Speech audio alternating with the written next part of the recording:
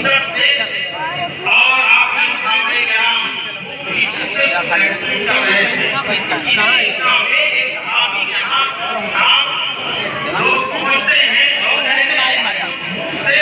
اور پیار پیارے صحابی نے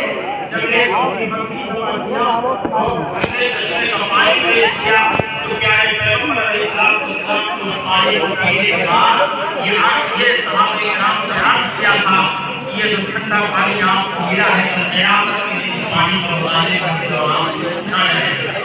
تو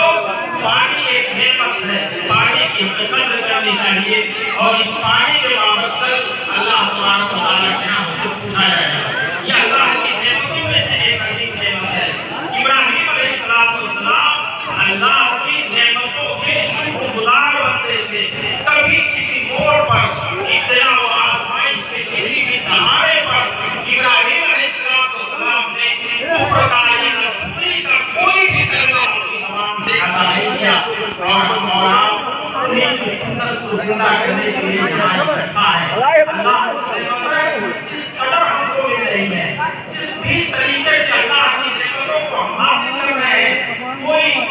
کوئی بہت سارے پیسوں میں دے رہا ہے, کوئی کم پیسوں میں ہے, کوئی نیا کپڑا پہن کر کے بیٹھا ہے, کوئی پرانا کپڑا پہن کر کے بیٹھا ہے, کوئی لاکھوں کا کپڑا اللہ کے راہ میں قربان کرنے کے لیے تیار ہے اور کوئی 10-20 ہزار کا کپڑا اللہ کے راہ میں قربان کرنے کے لیے آج تیاری کر رہا ہے. جو جس قدر بھی ہے اللہ تبارک و تعالیٰ کی نعمتوں کا اور اللہ تبارک و تعالیٰ کے احسانات کا سب سے پہلے اسے شکر گزار ہونا چاہیے. کسی موڑ پر گرا اور شکوہ ہماری زبان پر نہیں ہونا چاہیے.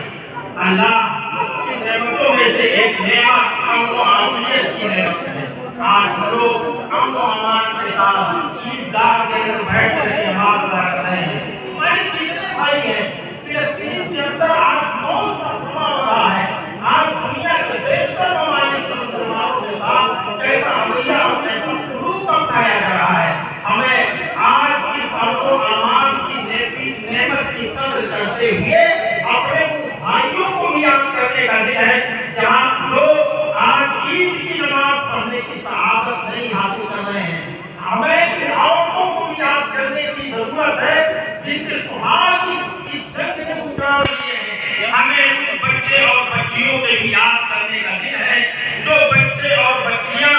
ماں اور باپ کے سائے سے آج محروم ہو چکے ہیں. اللہ تبارک و تعالیٰ کی اس نعمت کا اندازہ آپ یہاں بیٹھ کر کے کر سکتے ہیں. لہٰذا ہمیں کرنا چاہیے اور ساتھ ساتھ اپنے ان مظلوم بھائیوں کو بھی یاد کرنا چاہیے. وہی فلسطین ہے جہاں سے ابراہیم علیہ السلام بابل و نیرا کی سرزمین سے نکلتے ہیں اور عراق سے نکلتے ہوئے اسی کلمہ توحید کو بلند کرنے کے لیے اللہ تبارک و تعالیٰ کی عبادت کو انجام دینے کے لیے اور ایک اللہ کی عبادت, ایک اللہ کے سامنے سر جھکانے کے لیے کبھی بھی اپنی زندگی میں شرک سے سمجھوتا نہیں کرتے ہیں. یہاں تک کہ آپ اپنے ماں اور باپ کو قربان کرتے ہیں, یہاں تک کہ آپ اپنے اعزاء اور اقربا کی قربانی دیتے ہیں, یہاں تک کہ آپ اپنے زمین و جائیداد کی قربانی دیتے ہیں, یہاں تک کہ زندگی کے ہر موڑ پر قربانیوں سے عبارت ابراہیم علیہ السلام کی زندگی ہمیں یہ سبق سکھاتی ہے کہ زندگی کے کسی بھی موڑ پر رہو, ایک اللہ کی عبادت کے ساتھ کبھی اپنی زندگی میں سمجھوتا نہ کیا کرو. خبردار, اگر مسلمان شرک کر کے اللہ کے دربار میں پہنچا تو وہ شرک سے جہنم میں پہنچا دے گا. اور اگر توحید کا سرمایہ لے کر کے, توحید کی دولت لے کر کے ایک اللہ کی عبادت کو اپنے ماتھے پہ سجا کر کے اللہ رب العالمین کے دربار میں اگر پہنچا تو اگر اعمال کم ہوں گے لیکن اللہ تبارک و تعالیٰ اسے توحید کی بنا پر, اسے اپنے ایک مانویت کی بنا پر قل اللہ احد اللہ الصمد لم یلد ولم یولد ولم یکن له کفوا احد کا ترانہ اور سمدمہ گانے کی وجہ سے اللہ تبارک و تعالیٰ اسے جنت کے اندر داخل کر دے گا. اور پیارے پیغمبر علیہ السلام کل قیامت کے دن میدان محشر میں ایک بدعتی اور مشرک کو لے کر کے بٹھا دیں گے اور وہ بدعتی اور مشرک جو اللہ تعالیٰ کے ساتھ کسی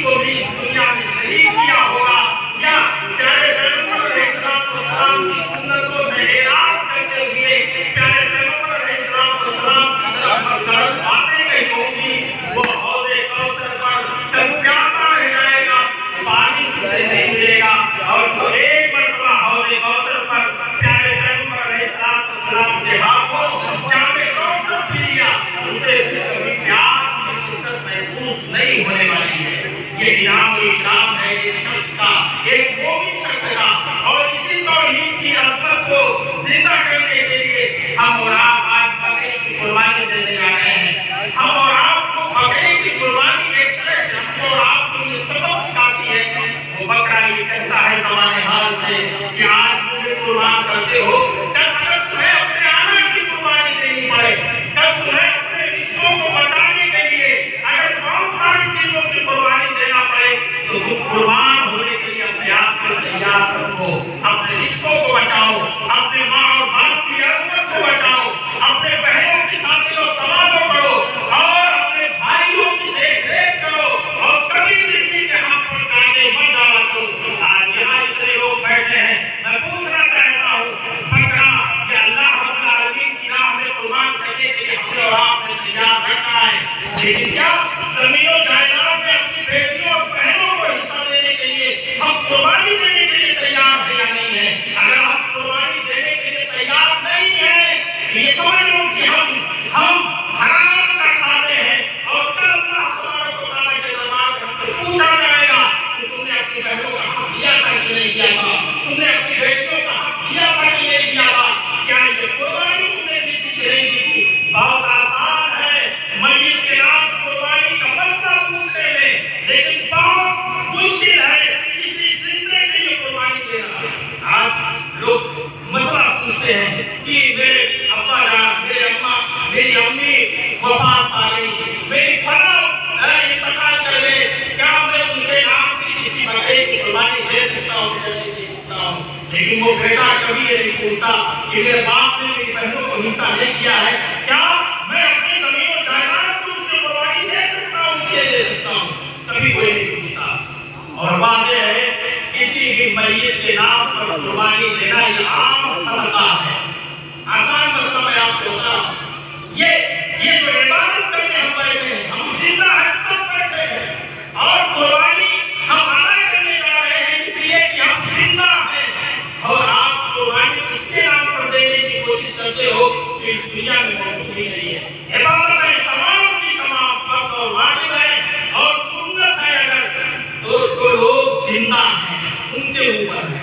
عبادتوں کا تعلق ان لوگوں سے ہے جو زندہ ہیں، اور جو وفات پا گئے ان کی طرف سے ان کی آل اور اولاد جو صدقہ دیا کرتی ہے وہ صدقے اللہ تبارک و تعالیٰ کے نزدیک معتبر ہے، دعائیں معتبر ہیں۔ آپ نماز کی قربانی دیجیے، نماز پڑھیے اور نماز کے بعد اپنے ماں اور باپ کے لیے دعائیں مانگیے، یہ بہت بڑی قربانی ہوگی، اور اللہ تبارک و تعالیٰ کے نزدیک آپ کے ماں اور باپ کا مقام و مرتبہ بلند و بالا ہو جائے گا۔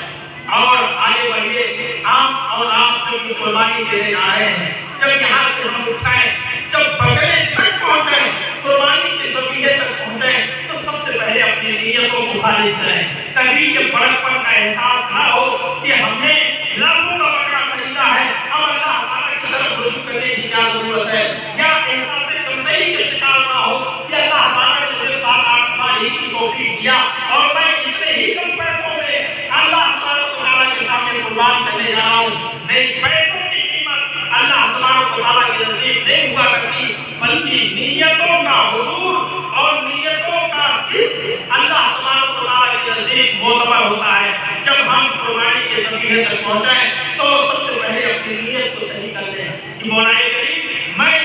اس ذبیحے کو تیرے لیے، تیرے خاطر اور تیری خوشنودی کے لیے تیرے راستے میں قربان کرنے جا رہا ہوں۔ انشاءاللہ العزیز ہماری قربانی کا وزن بڑھے گا اور ہماری قربانی اللہ تبارک و تعالیٰ کے نزدیک معتبر ہوگی اور اللہ تبارک و تعالیٰ کے نزدیک مقبول